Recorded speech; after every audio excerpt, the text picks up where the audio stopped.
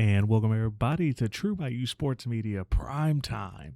Look, it's a Friday, and I'm so excited because we have all of the just beginnings of not only NFL football, but college football. It's actually here, believe it or not. We're going to talk a little bit about not only the Saints and Rams coming up this weekend, but you may not be aware, NCAA football will kick off in Louisiana this week on Thursday night. So it'll be right before our next episode when we all join together again, where both Southeastern, Nichols, and Northwestern all take to the field and kick off college football. We'll talk about all that and more on today's episode of True Bayou Sports Media Primetime. Let's hit the intro.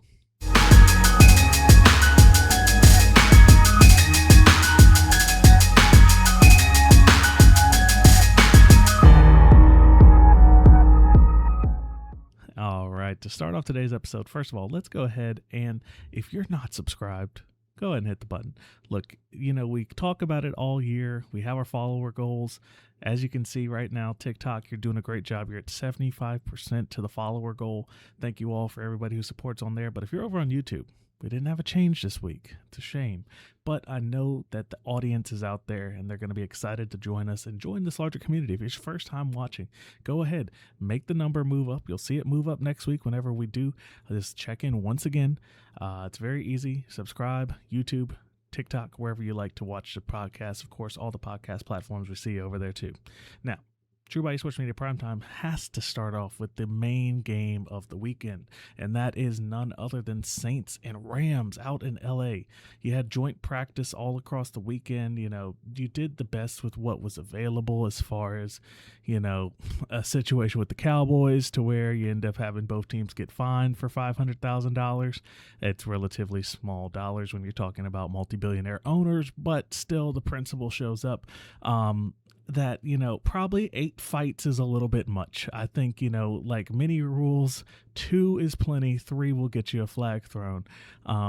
So, when you go into what we saw over the week in the joint practices in LA, I feel as though the Saints showed that they are still very much competitive, even without the amount of starters that are now falling off. We took almost half the episode to talk about it in Keeping It True Bayou Saints. If you want to go back and watch that episode about all the injuries that have now taken place, you have, I believe, over a handful of starters, if we're keeping track, that will be out for at least the first, I would say, month of the season. And it's very unfortunate that that's where you find yourself, but I think the team that's still there, the team that's actually going to take the field, is competitive. And that's one of the things that you haven't always been able to say. Whenever we saw, injuries come about in previous seasons and you were starting Trevor Siemian or Andy Dalton or any of those other post-Breeze Saints, you never knew what a couple injuries could do to the whole franchise. And then, last year you look at it that, Tyler Shuck had Chris Olave and friends of insurance company salesmen. It got very desperate at the end of the year for the Saints. And I feel as though you have to be able to weather that storm. The fact that it's here before regular season football begins is unfortunate, but it is where we are. Again, just a little bit of a thought and a preview. This is going to be a relatively shorter episode, by the way. So if you got something to do tonight, congratulations. The Saints, as we look at Saints and Rams, I feel as though this is not only the continuation of what we saw last week, but now in the joint practice, you saw Zach Wilson get some QB2 reps. Now, I said on Keeping It True Bayou Saints, I didn't feel as though he had a chance at QB2 at the moment.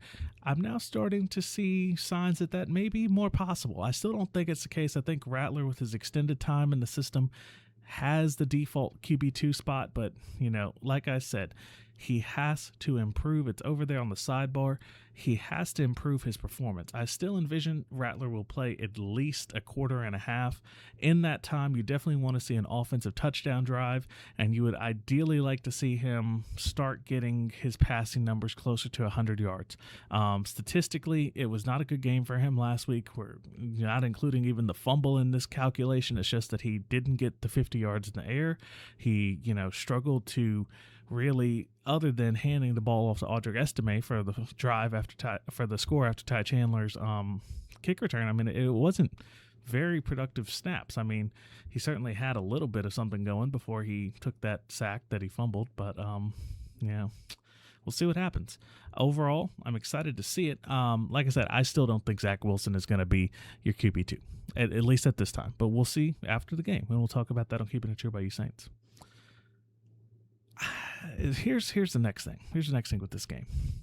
Defensively, yes, you held the primary players that were playing for the Jags to 6 points in the first half.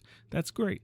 You need to do something similar to where, again, you're limiting maybe 2 offensive scores in the first half against the Rams. I think that's about the max you want to see this Brandon Staley defense in its bare bones form. Again, it's preseason football. It's not going to be very complex. We want to see at least that much of,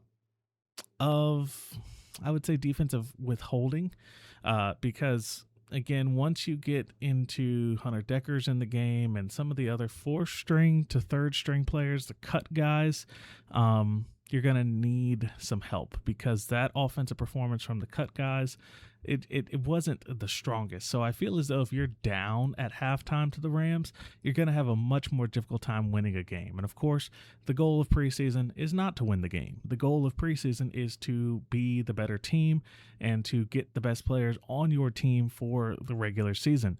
However, I still like to see a victory for the Saints. I think it's important. Obviously last season you had a tie, but you didn't really see much success there. And it may just be a sign of what's to come if you can start to put some victories together in the preseason. Certainly we've seen 4-0 preseason teams go 0-16 like the Detroit Lions. We've seen 0-3 preseason team win the Super Bowl like your New Orleans Saints. It really just can go either way, and it's very critical that you have both chances out there. And here's another thing, just another fun little tidbit that I feel like gets overlooked some. The kicking battle is getting serious.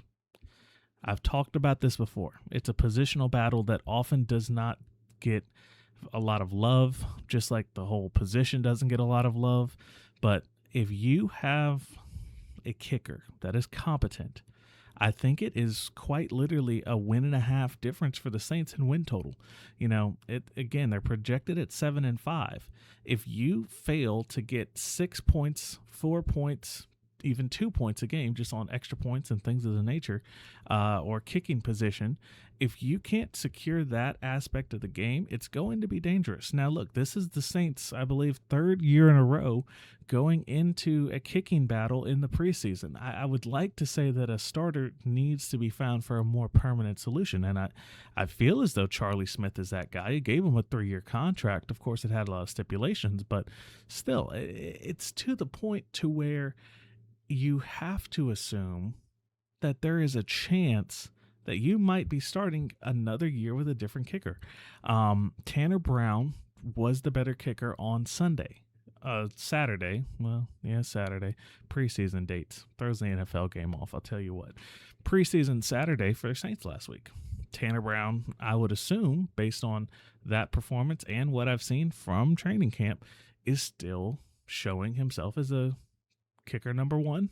And you're probably not rostering 2 kickers. So he's probably right now the presumed starter, which is a difficult position if you're Charlie Smith, because, you've put in all this work, you beat out an established veteran, and then you find yourself now having to defend your spot within a year. And, I would presume that we're going to alternate our kickers. So Charlie Smith might get the first half kicks, Tanner Brown gets the second half kicks. Both of these guys need to be going perfect. Other than if you get maybe into a plus 55 yard scenario, something like that. I'm not even going to give 50 to 55 that grace in the preseason. It's a critical time. And you're in an indoor venue, again, SoFi being still outdoor accessible and non-air conditioned is my biggest gripe, but it is California, so I digress. you need to see a good performance from those guys. And I think it's something to be watching for. I think it's something to make as a part of the viewing. Look, it's preseason football. Guys who are going to get cut are only so much of the talking point. I'm excited to see, some of the deeper roster guys, as I was last week, saw it in the Dome, was live there with you all. I'll once again read through some of these guys that I think maybe have a little bit more of a reason to perform this week. Devin Neal at the running back spot. I feel as though now that Kamara is out for at least, I would say, the first 4 weeks of the season, maybe he could get back for week 4. You have an open running back spot to open the year. Looking into it a little deeper again, you take a look at who is going to be there in the wide receiver ranks. Shuck to Bryce Lance was a very common connection this week during practice. Some very quality receptions, might I add, between those two. So again, you assume you have four starting wide receivers at the moment, given the injury to Tyson, which would be Chris Olave at 1, Devon Vele at 2, Barian Brown at 3, and now you can assume Bryce Lance is maybe 4. That still leaves position 5 and a potential kick returner from the wide receiver rank. Again, is that Bub Means finally getting a chance to join the active 53?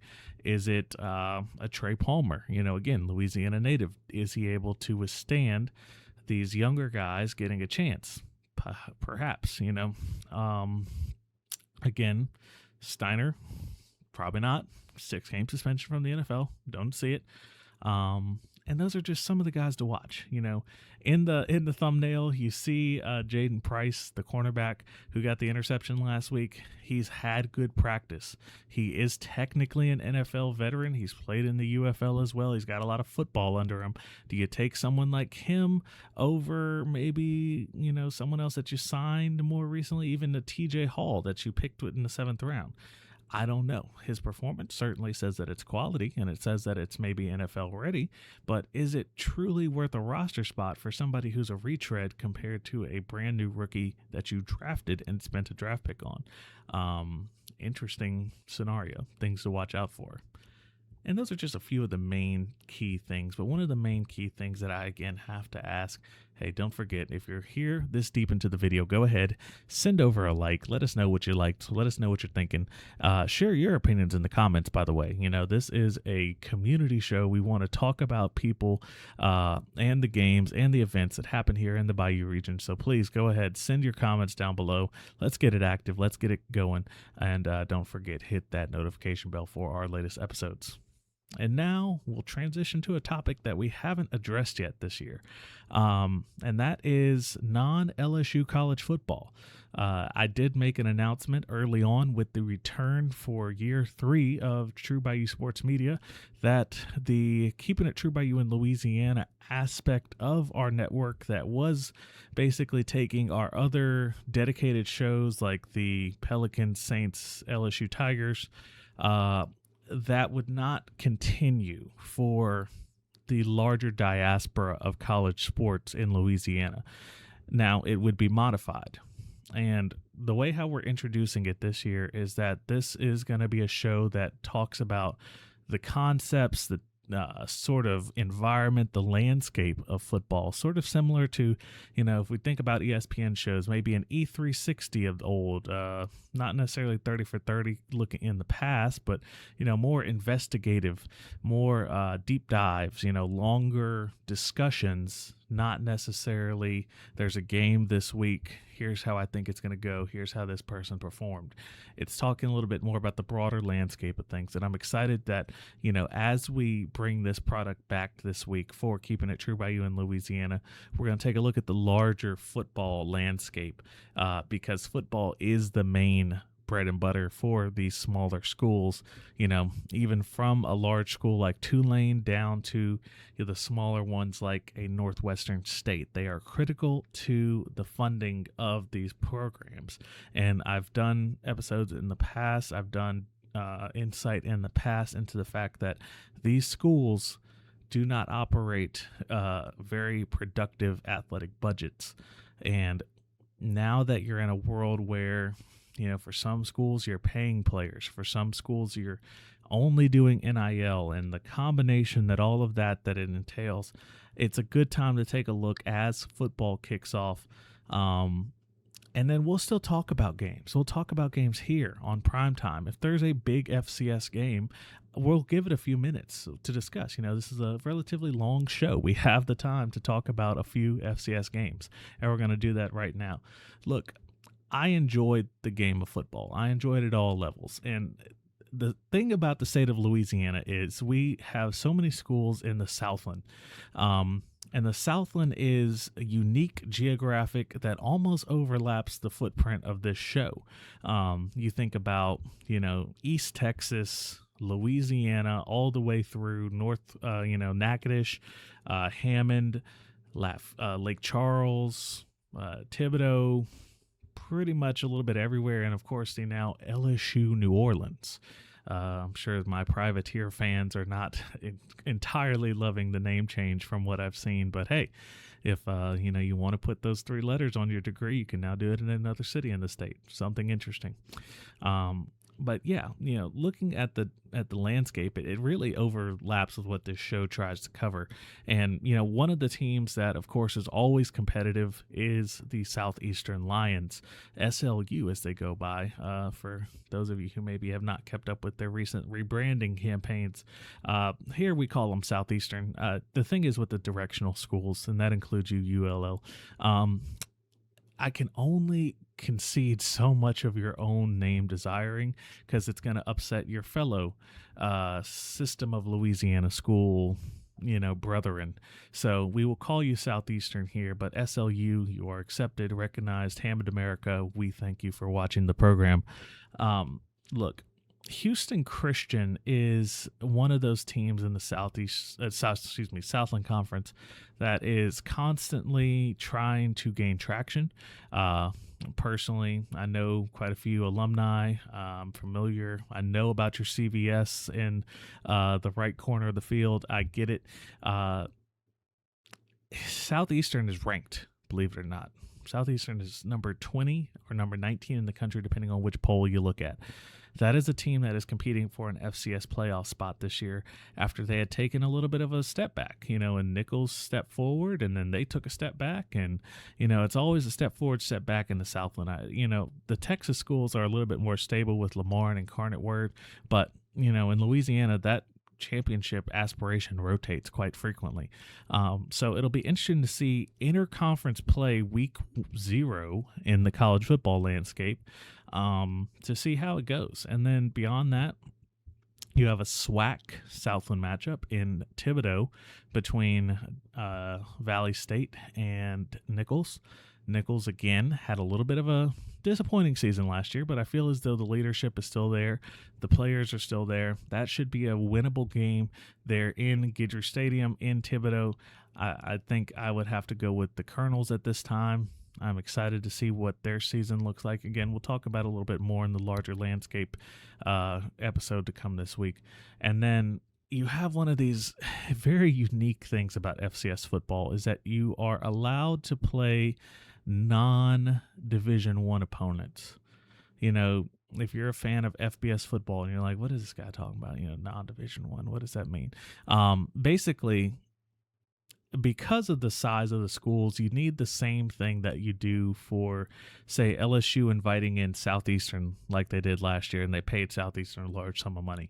You need to put some wins. You need to put some butts in the seats as well at your stadium, and that happens by playing what I would consider geographically favorable teams.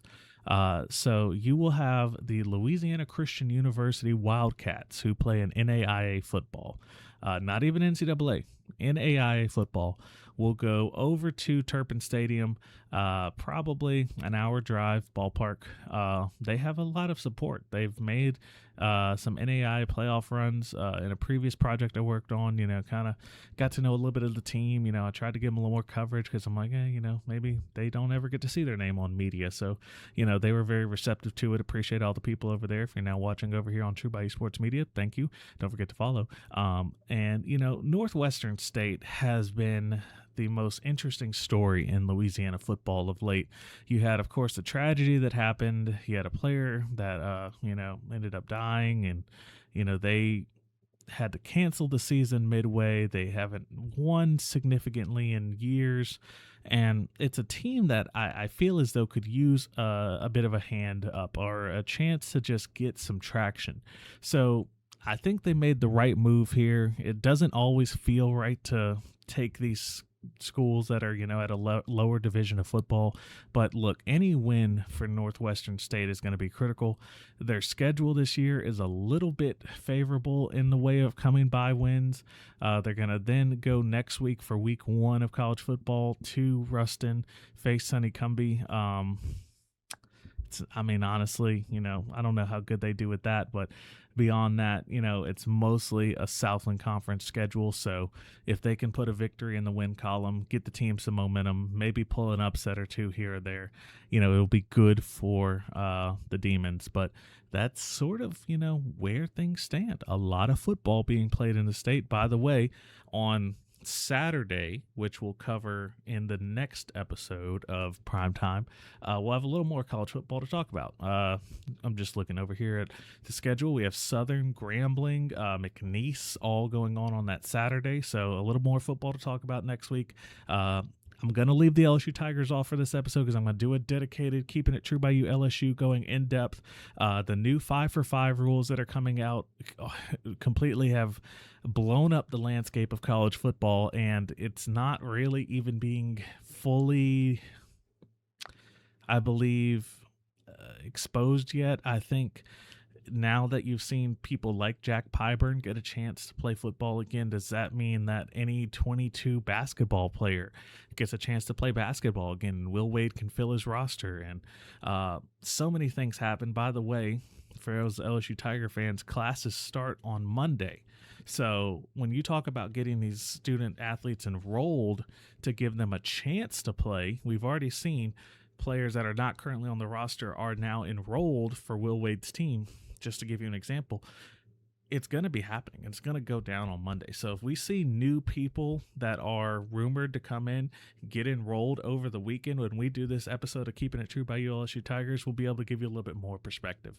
And it makes for a very interesting and enjoyable time in college sports. I'm excited to talk about it, and we will take care of all of that, not only after this episode of Primetime, but in the next episode of Primetime. So if you've enjoyed the episode, hey, thanks for watching all the way through. Go ahead, hit the subscribe button, and we will continue bringing them to you. Make sure those notifications are on wherever you're listening, and we will see you in our next episode. So once again, we'll try and keep it true by you. This has been your host, Donald, and I thank you for watching this episode of True Bayou Sports Media Primetime.